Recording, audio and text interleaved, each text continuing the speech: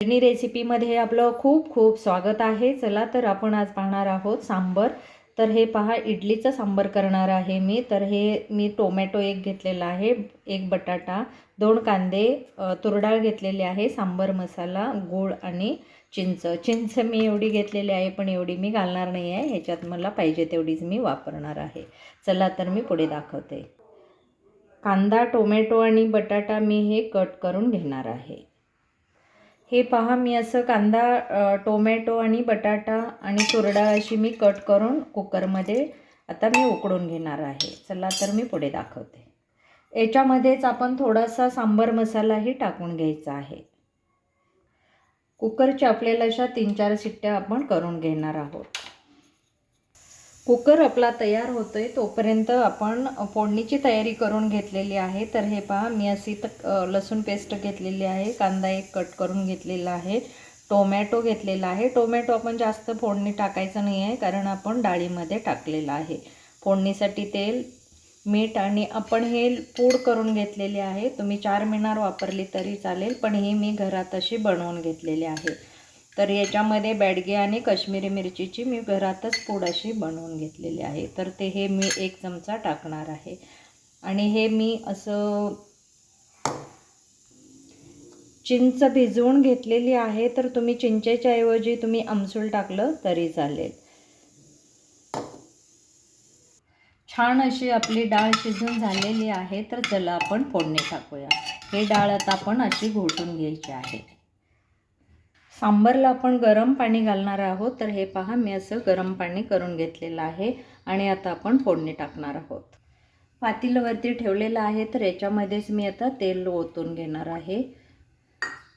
तेल छान असं गरम झालं की त्याच्यामध्येच आपल्याला मोहरीही टाकून घ्यायची आहे। गरम तेल झालेलं आहे, त्याच्यामध्येच आपण मोहरी टाकणार आहोत। मोहरी छान अशी तडतडली की त्याच्यामध्ये आपण जिरे टाकणार आहोत। जिरे मोहरी आपली छान अशी तडतडलेली आहे, त्याच्यामध्ये थोडासा कढीपत्ताही टाकायचा आहे। छान असा लसूण आपला ब्राऊन कलरचा आला की याच्यामध्येच आपण कांदा टाकून देणार आहे।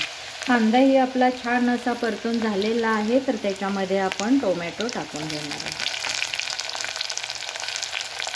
कांदा टोमॅटो आपण छान असं तेलामध्ये परतून घेणार आहोत।